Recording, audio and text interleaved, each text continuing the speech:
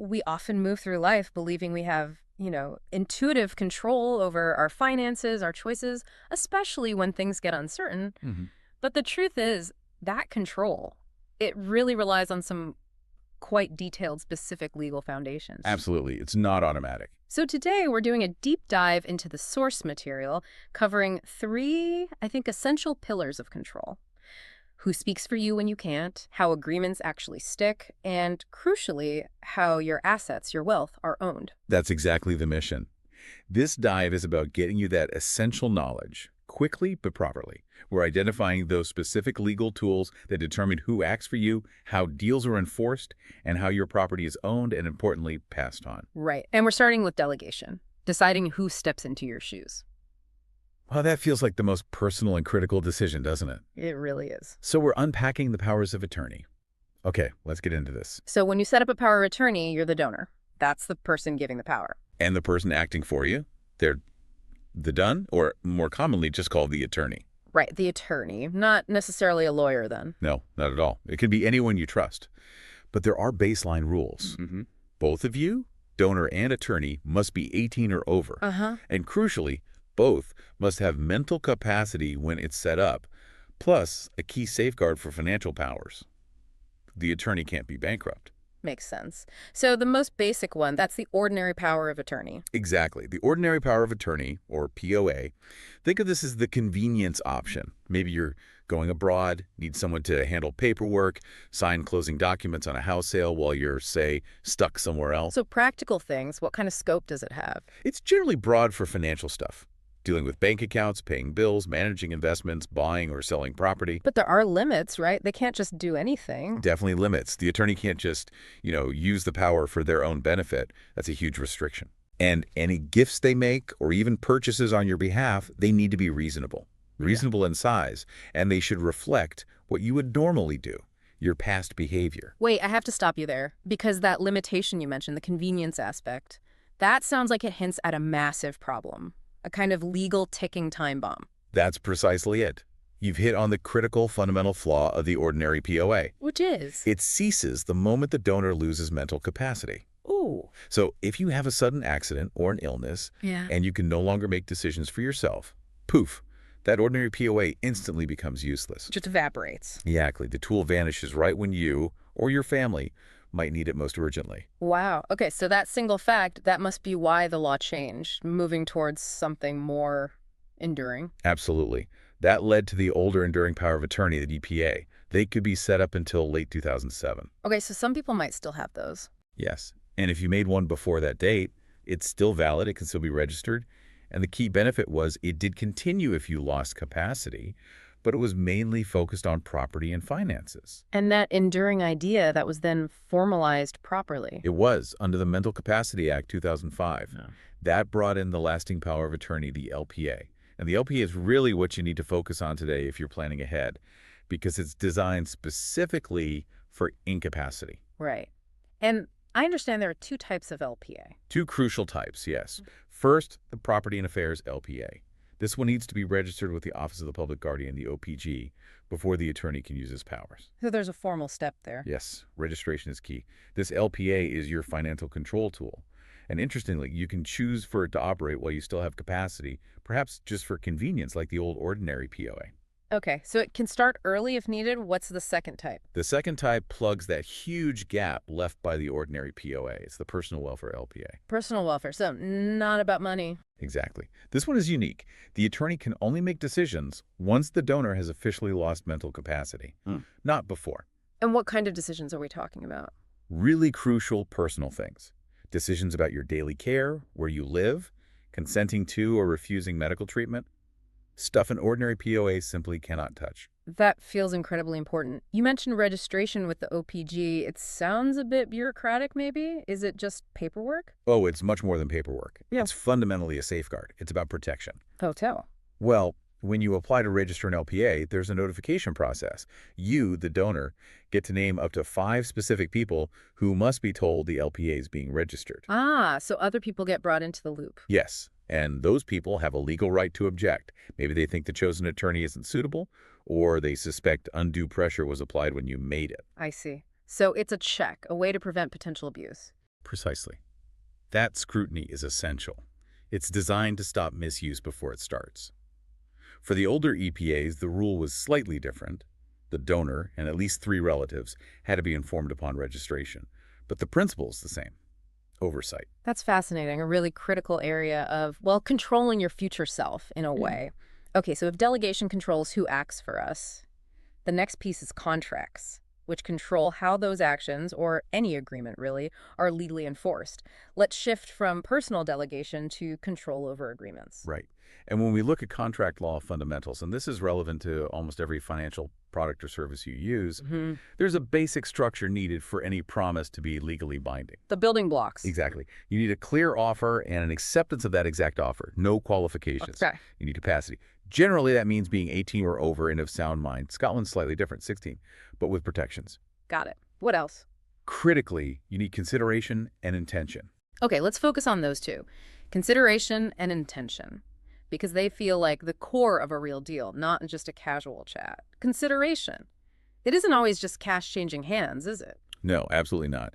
Consideration is simply the price of the promise. It's what each party gives or promises to give in exchange for the other's promise. It's the value. It could be money, goods, a service, or even just a promise to pay later. That promise itself is valid consideration. Right. And without it? Without consideration flowing both ways, it's likely just a promise to make a gift, which generally isn't enforceable as a contract. Intention to create legal relations. It must be clear from the circumstances that both parties intended their agreement to be legally binding, something courts could enforce if needed, not just a social or domestic arrangement. Okay. These rules sound quite old, quite established. But you mentioned earlier, especially with insurance contracts, there was a huge problem, a kind of blind spot that needed a modern fix. Oh, absolutely. Historically, the law around insurance was quite harsh on the consumer. Policyholders had this really broad duty to volunteer every single fact that a prudent insurer might consider relevant, what they called material facts. Even if the insurer didn't ask about it? Even if they didn't ask. And insurers could, and often did, decline claims if you failed to disclose something from years ago, even if it seemed totally irrelevant to the actual claim you were making. You gave an example before. It sounded quite shocking. Yes, the classic nightmare scenario. Someone makes a perfectly valid critical illness claim, say for cancer, but the insurer digs back and finds that maybe 5 years earlier, the person saw a doctor about a minor skin rash and didn't mention it on the application. Right. The insurer could argue that rash consultation was a material fact they needed to know for underwriting, even if unrelated to the cancer, and use that non-disclosure to reject the entire cancer claim. It led to really unfair outcomes. Wow. Okay, so what changed? What does this mean for you, the consumer, today? The big change came with the Consumer Insurance Act 2012. It was effectively a legislative sledgehammer to that old duty. What did it do? It completely abolished that duty for consumers to volunteer material facts. Gone. Okay. So what is the duty now? Now, the consumer's duty is simply to take reasonable care not to make a misrepresentation. Basically, answer the questions the insurer actually asks fully and accurately, to the best of your knowledge. Ah, so the burden shifted. It's on the insurer to ask the right question. Exactly. If they don't ask, it's generally their problem, not yours, provided you acted reasonably. And if you do get something wrong, if there is a misrepresentation, the remedies reflect this new focus on sort of how careful you were. They do. It depends on why the misrepresentation happened. If it was an honest mistake, something you genuinely didn't know or couldn't reasonably have been expected to know, the insurer generally cannot refuse the claim based on that. Okay, so honest mistakes are protected. What if it was careless? If it was careless, maybe you didn't check your records properly, got a date wrong, something like that, then the insurer has what's called a compensatory remedy. Meaning? They look at what they would have done if you had given the correct information at the start. Ah, okay. Maybe they would have charged a higher premium. If so, they might reduce the claim payout proportionally, or maybe they wouldn't have offered cover at all. In that case, they could refuse the claim, but they'd generally have to return the premiums you paid. So they try to put things back to where they should have been financially. They don't just automatically walk away. Precisely. It's based on the actual impact of the carelessness. However, and this is the important bit, if the insurer can prove the misrepresentation was deliberate or reckless, meaning you knew the information was wrong or important and you consciously decided to lie or withhold it, then they can void the policy, reject the claim completely, and In most cases, they don't even have to refund the premiums you've paid. Your intent or lack of care is absolutely key under the 2012 Act. That's a really powerful shift for consumers. Okay, so contracts often involve go-betweens, intermediaries. This leads us neatly into the law of agency, which feels really important when we deal with financial advisors. It is. Agency law is fundamental here. An agent is someone who has the authority to act on behalf of another person, the principal, often to conclude contracts for them. And legally? Legally, any act the agent performs within their given authority is treated exactly as if the principal had performed it themselves. The principal is bound by the agent's actions. But the agent has to stay within their authority, right? They absolutely should, but there's a concept called apparent authority, which creates a risk for the principal. Apparent authority. Sounds like it could be a trap. It can be. Apparent authority arises when the principal's own words or conduct would lead a reasonable third party to believe that the agent has authority, even if, behind the scenes, the principal secretly told the agent not to do that specific thing. So if the principal makes it look like the agent is allowed to do something, Then the principal can still be held liable for the agent's actions, even if the agent went beyond their actual instructions. It's about the impression given to the outside world. Principals need to be careful. okay. Now, for you, the listener, thinking about financial advice, the type of agent really matters, doesn't it? It determines who they're actually working for. It's crucial. You might deal with a tied agent. This is someone, perhaps an employee or representative of a specific bank or insurance company. Okay. That tied agent acts as the agent of the product provider, the company.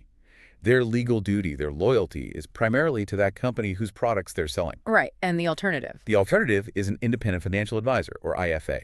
An IFA acts as the agent of the customer of you. Ah.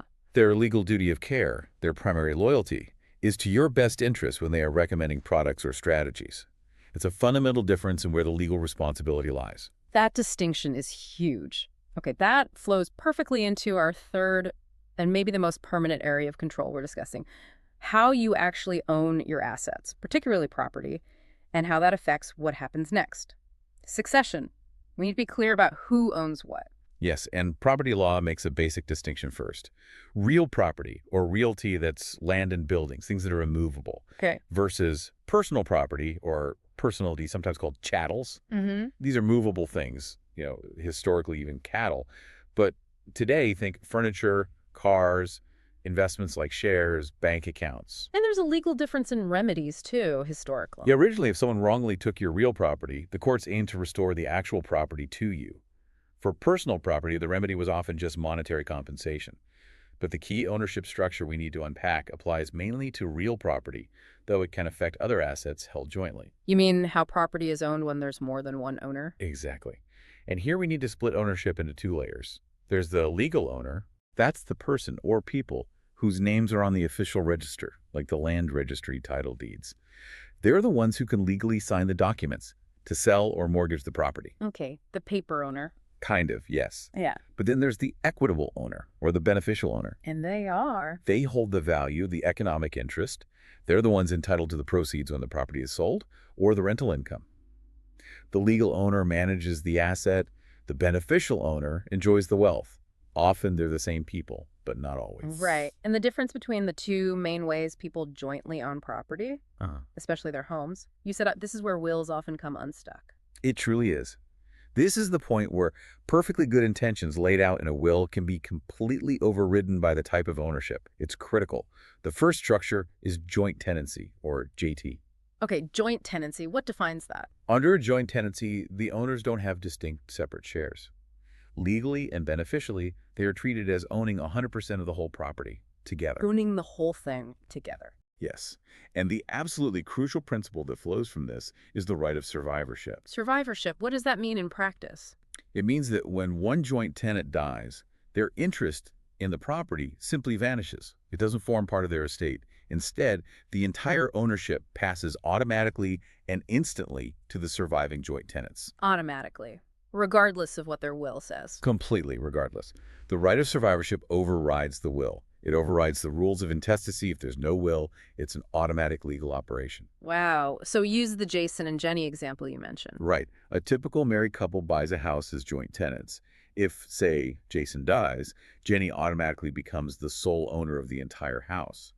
Jason might have written a will leaving his share to his children, but under joint tenancy, he has no separate share to leave. The house bypasses his will entirely and goes straight to Jenny. So it's simple, quick, maybe ideal if the goal is just for the survivor to get everything. Exactly. For many couples, that's precisely what they want for the family home. Simple, automatic transfer to the spouse. But what if that's not what you want? What's the alternative that gives you more control, especially over where your share goes? The alternative is tenancy in common, or TIC. Okay, tenancy in common. How is that different? Under TIC, each owner holds a distinct, defined share of the beneficial interest. It's often 50-50, but it doesn't have to be. They could agree, maybe in a separate document like a declaration of trust, to own it 70-30 or any other proportion. So they have specific quantifiable shares. Yes, defined equitable shares. And here's the absolute key difference for succession. Go on. When an owner under a tenancy in common dies, their defined beneficial share does not automatically pass to the surviving co-owner. It doesn't. So where does it go? It falls into the deceased owner's estate, which means that share is then distributed according to the terms of their will, or, if they have no valid will, according to the laws of intestacy. The will, or intestacy, dictates where that specific share goes. Okay, that sounds much more flexible if you have specific wishes. Like the Clive and Claire example. Blended family. Perfect example. Clive and Claire buy a house together, maybe later in life. Both have children from previous relationships. They choose tenancy in common, probably 50-50. Why? So that when Clive dies, his 50% share goes via his will to his children. And when Claire dies, her 50% share goes via her will to her children. The house doesn't automatically just end up with the surviving partner, potentially disinheriting one set of children. I see. It preserves the share for their own lineage. Exactly. It provides that control. It's also often the preferred structure for more complex inheritance tax planning or financial planning, where you need to be able to direct specific shares of assets. You mentioned the land registry earlier. How does tenancy in common look on the official record? Is there anything to protect the beneficiaries of the person who died? That's a good point. Legally, at the land registry, the property is still usually registered in joint names as legal joint tenants. But critically, when you set up a TIC, a restriction is normally added to the register. A restriction, what does that do? It essentially prevents the surviving legal owner, say, Claire after Clive dies, from selling or mortgaging the property on her own. The restriction usually says that no disposition by a sole proprietor can be registered unless authorized by the court. So she can't just sell it from under the noses of Clive's kids. Not easily. Yeah. To sell, she would typically need to appoint a second trustee, often one of the beneficiaries or their representative, to act alongside her.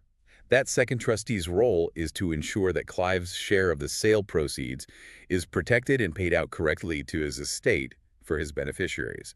It safeguards the deceased's share. That's a vital protection mechanism. Okay, this has been incredibly insightful. We've covered so much essential legal architecture today. We really have. Establishing that personal control through delegation, the powers of attorney, ordinary, enduring, lasting. Then ensuring agreements are fair and enforceable, especially with that crucial Consumer Insurance Act 2012 reform. Yes, a big shift there. And finally, understanding how to exert real strategic control over your long-term wealth through the fundamental difference between joint tenancy and tenancy in common. And understanding those ownership structures, JT versus TIC, is absolutely essential. Because relying on the legal defaults, like that automatic will overriding transfer in joint tenancy, well, it might be actively undermining what you actually intend for your family or your financial planning. It really forces you to think. So here's a final thought for you, the listener, to mull over. You now know that joint tenancy overrides a will, but tenancy in common honors it. If you jointly own your home or maybe significant investments, how certain are you, really certain, that the type of ownership you currently hold is actually set up to protect the specific people you want to benefit in the long run? Something definitely worth checking. Indeed. Something to think about until our next deep dive.